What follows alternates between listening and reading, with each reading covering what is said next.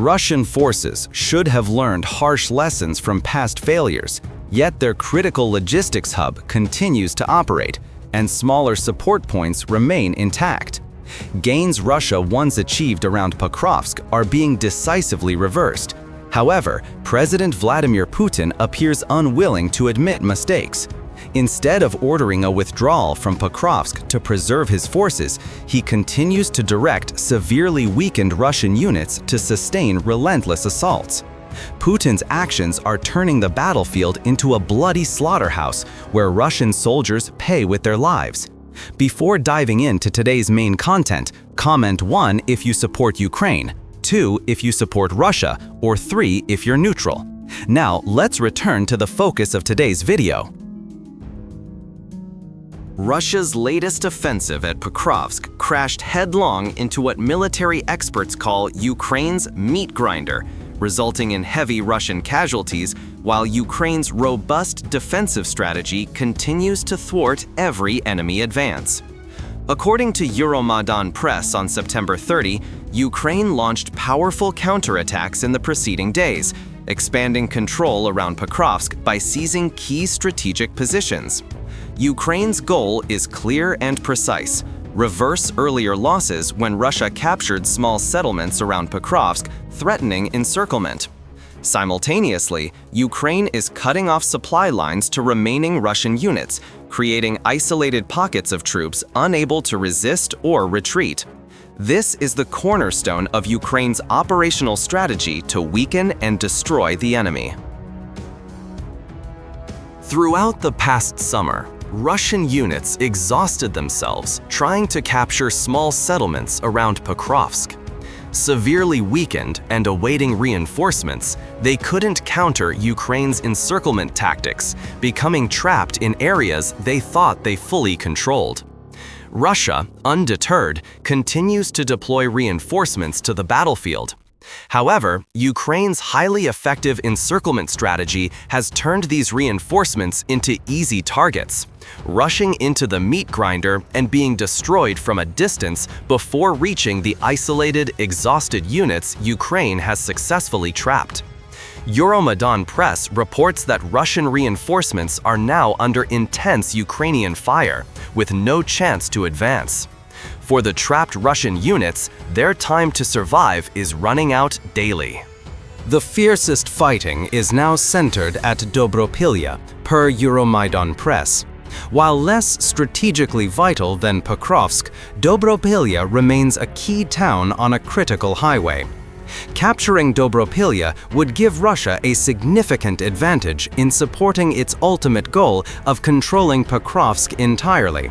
However, September proved disastrous for Russian forces at Dobropillia.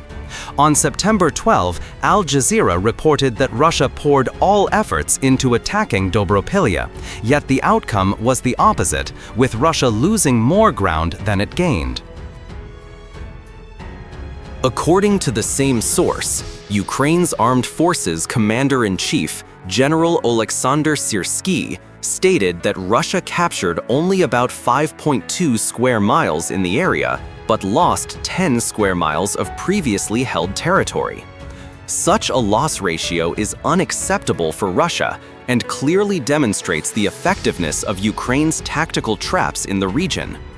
By September 22, Ukrinform reported that Russia stubbornly launched attacks at Dobropillia, all of which collapsed entirely.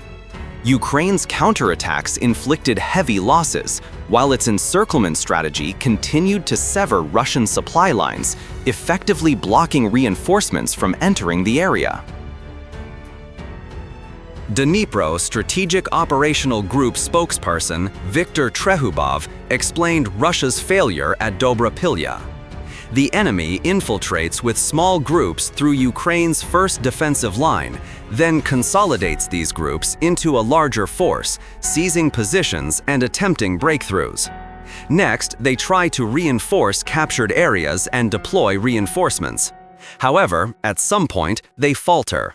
Thanks to our effective countermeasures, we strike hard, destroy their logistics, and they gradually lose positions. This situation persists. His statement clarifies Russia's summer strategy. Instead of organizing large-scale mechanized assault groups to weaken Ukrainian lines through phased advances, Russia now uses small units to infiltrate.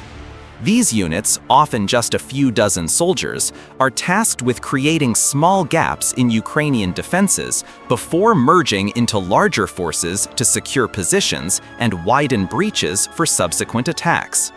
On the battlefield, reality differs starkly.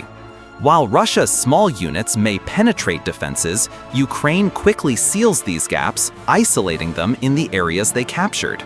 This innovative and effective counterattack strategy forces President Putin and his military advisors to rethink their approach if they hope to capture Dobropillia, let alone the larger goal of Pokrovsk.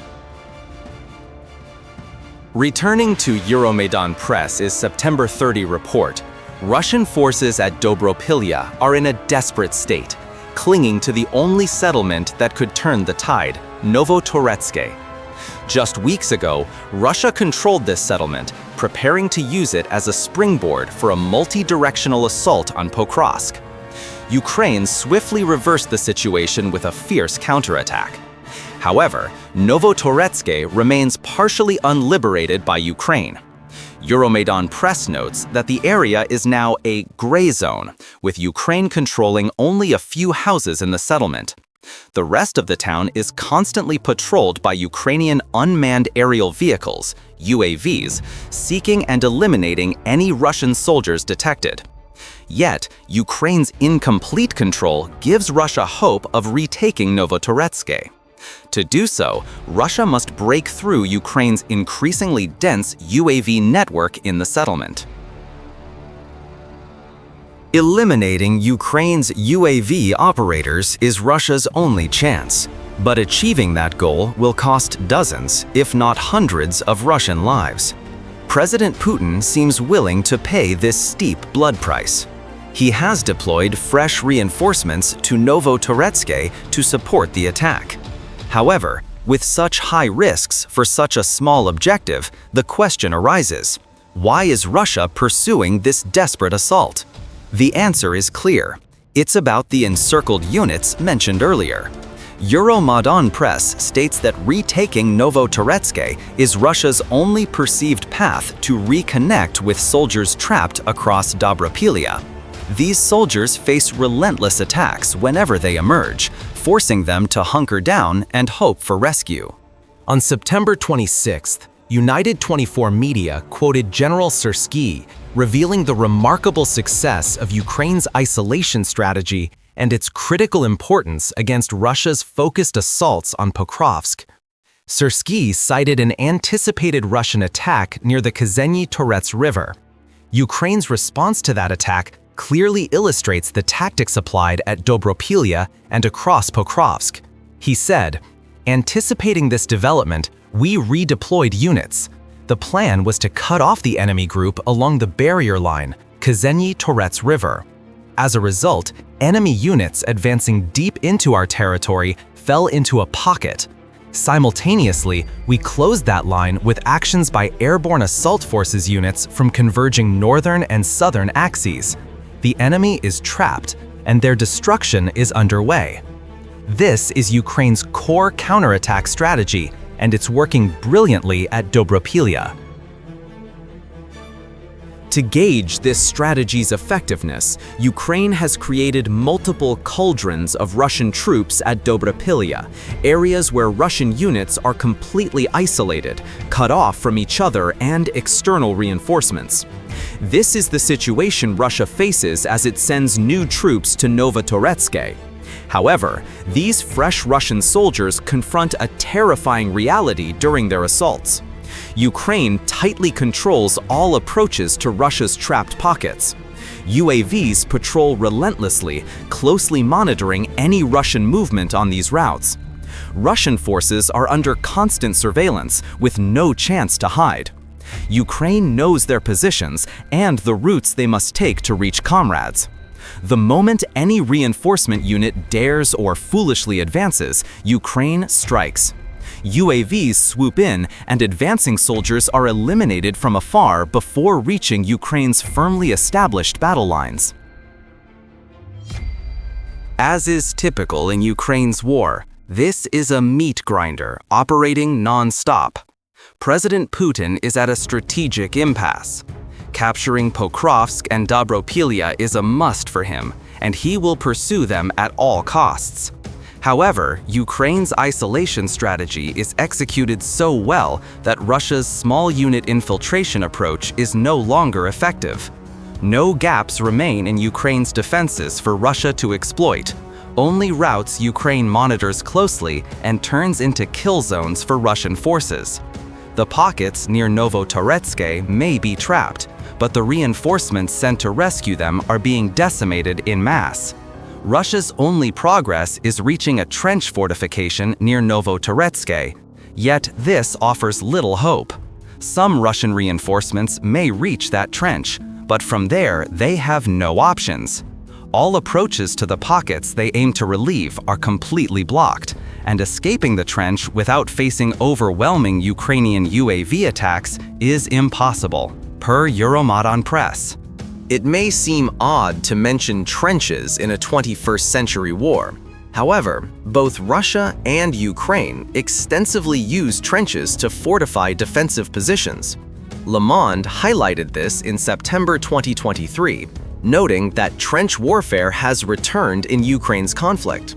The outlet pointed out that Ukraine's 2023 counteroffensive, though ultimately unsuccessful, relied heavily on trenches as Ukraine depended on infantry to reclaim territory. The same applies to Russia, unable to establish air superiority and using trenches to support incremental troop advances. The problem with this approach, for both sides, mirrors issues from trench warfare's peak in World War I. There's always a no man's land between opposing trenches. In World War I, that area was often bombarded heavily by artillery, making any crossing nearly suicidal. In Ukraine, artillery remains present, but the real threat outside trenches is swarms of UAVs waiting for anyone who climbs out. These UAVs dominate no man's land, hunting any targets they find, and even strike directly into trenches, per the Atlantic Council in July. Ukraine has amassed vast numbers of aerial and ground UAVs to attack trenches, underscoring that the few Russian soldiers reaching the trench near Novotoretske mean little when trying to reinforce trapped pockets. Thus, the meat grinder is firmly established. Russia's final desperate assault on Novotoretske yielded no results. Instead, Russian forces faced swarms of UAVs tearing them apart from a distance before they could reach comrades. This is a stalemate, but one entirely in Ukraine's favor. Russian reinforcements are halted while trapped soldiers are gradually worn down. Eventually, gray zones like Novotoretske will be fully liberated, and Russia will lose more territory than it once held. Worse, Russia will lose more soldiers than it initially deployed to the area. With the situation growing dire for Russia at Dobropillia, the question is, what happens next? From Russia's perspective, the answer is clear, as analyzed earlier. President Putin will not withdraw from Pokrovsk.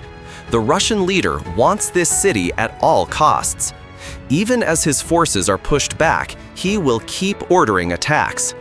The death and destruction caused by Ukraine's meat grinder are deemed worthwhile by Putin if Russia ultimately captures Pokrovsk. He believes the city is key to controlling the entire Donetsk region. Pokrovsk is just 12.4 miles from the Donetsk administrative border. For Putin, reaching that border means Russia nearly secures Donetsk.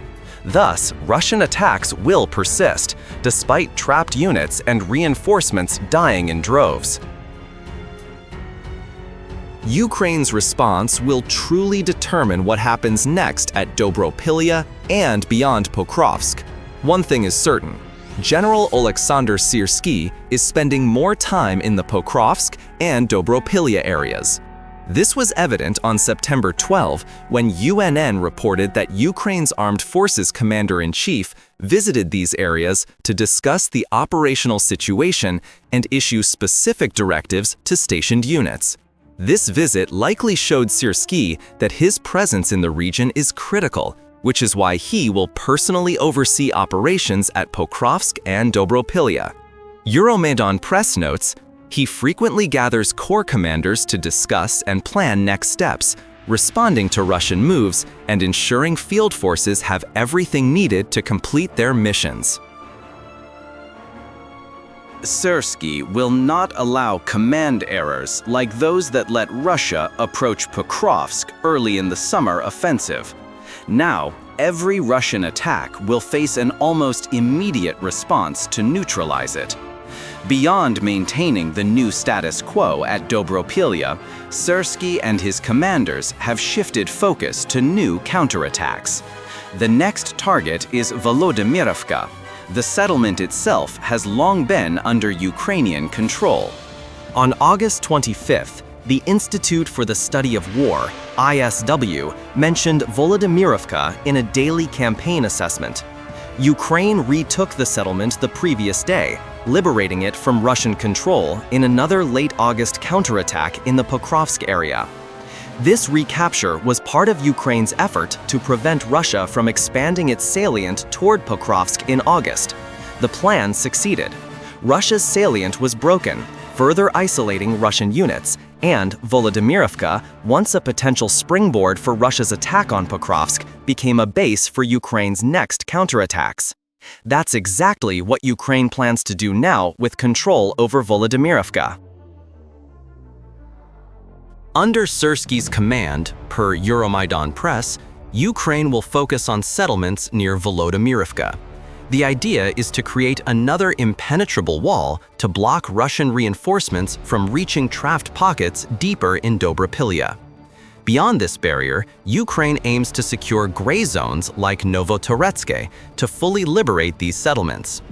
Additionally, controlling the southwestern area of Volodymyrivka allows Ukraine to seize high ground near Dobropillia. Euromaidan Press explains, looking at a topographic map, advancing southeast and consolidating here lets Ukrainian forces effectively control the entire elevated area. This protects the flank of their clearing operation as they move south and prevents Russia from counterattacking from higher ground. Thus, Ukraine is turning its stellar defense into an opportunity to counterattack and reclaim territory. However, General Syrskyi recognizes that Ukraine's resurgent forces in the Pokrovsk area face another challenge from Russia's 155th Marine Brigade. According to Euromaidan Press, this brigade was responsible for the Bucha massacre, killing over 1,000 people, many civilians, before Ukraine liberated the town in late March 2022. It's a notorious, elite unit among Putin's favored. This brigade, along with other Russian Marine units, including the 61st Naval Infantry Brigade, is operating in the Pokrovsk and Dobropillia areas, per David Axe in Trenchart on September 27. Axe reports that 5 Marine units are active in these areas, so Ukraine must devise a strategy to counter them. Part of this strategy is already in play. Reinforcements Putin sends to trapped pockets include Marines, so some of these elite troops have been eliminated. However, Putin likely wants to use the 155th Marine Brigade to seize as much territory as possible. Ukraine cannot let that happen. With Syrskyi now commanding in Pokrovsk and Dobropillia, alongside the Azov Corps aiding August counterattacks at Pokrovsk, these Marine units are likely to be neutralized. Ukraine is also aided by the fact that the 155th Marine Brigade is a shadow of its Bucha-era self. Per the New Voice of Ukraine in October 2024, the brigade has lost 2,400 soldiers since fall 2022, roughly 80% of its strength. Putin has surely replenished it with new troops, but these fresh Marines are less experienced and potentially less capable than the original Bucha butchers. The 155th Marine Brigade remains dangerous, still bearing its elite status. However, its altered composition may make Ukraine's tasks slightly easier. Both sides have their operational strategies, but Ukraine's appears far superior. This will likely lead to more Russian casualties soon. Ukraine's UAV teams work tirelessly to ensure Putin's reinforcements to Pokrovsk are destroyed, per Euromaidan press. As Ukraine seizes high ground near Volodymyrivka, even more issues arise for Russian reinforcements. Anyone surviving Ukraine's UAV layers will face ambushes from above by Ukrainian artillery and troops.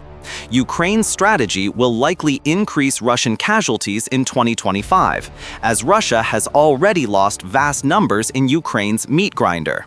For context, The Economist reported on July 9th that Russia suffered 31,000 casualties since its summer offensive began in May. That offensive is over, and the true cost of Russia's 4-month Pokrovsk campaign may be double that figure. September was no kinder to Russia, and now, as Putin orders attacks against a better-prepared Ukrainian defense than early summer, the story is unlikely to change. More Russian soldiers are entering the meat grinder. Those trapped in pockets have no hope, as none can break Ukraine's lines. For Putin, Pokrovsk events contradict the narrative he's selling to Russians. Now, Putin faces a serious problem. Russia's propaganda machine has betrayed him, with some pro-Kremlin voices admitting Russia lost the war. Domestic Russian opinion is shifting, and Putin can do nothing to stop it. Comment 1 if you support Ukraine, 2 if you support Russia, or 3 if you're neutral.